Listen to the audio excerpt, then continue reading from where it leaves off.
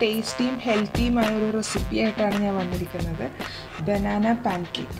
അപ്പം നമുക്ക് നോക്കാം ഇതെങ്ങനെയാണ് ഉണ്ടാക്കുന്നതെന്ന്.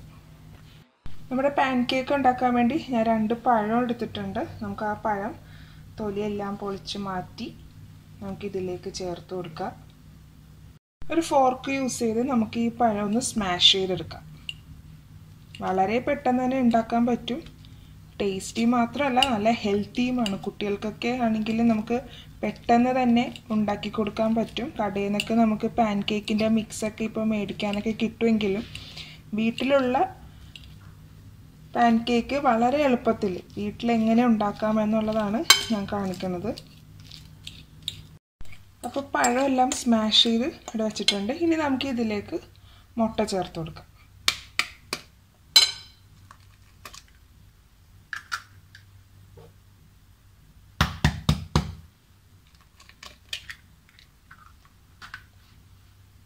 ഇനി നല്ലപോലെ അടിച്ചെടുക്കാം.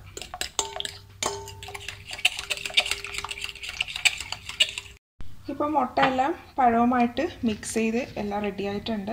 ഇനി നമുക്ക് ഇതിലേക്ക് 1 ടീസ്പൂൺ വാനില എസൻസ് ചേർത്ത് കൊടുക്കാം.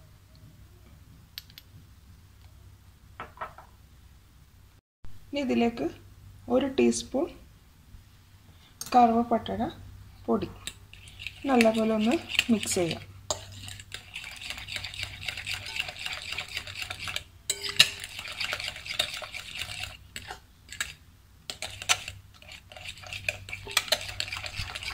പഴം ഒരുപാട് അങ്ങോട്ട് ഉടച്ച് കളയേണ്ട കാര്യമില്ല, ഈ ഒരു ഇതിൽ വേണം നിൽക്കാൻ.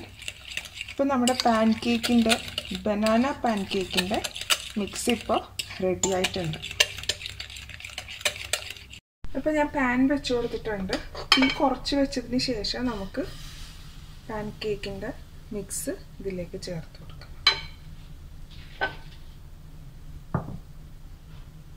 ഇനി നമുക്ക് നമ്മുടെ പാൻകേക്ക് മറിച്ചിടാം.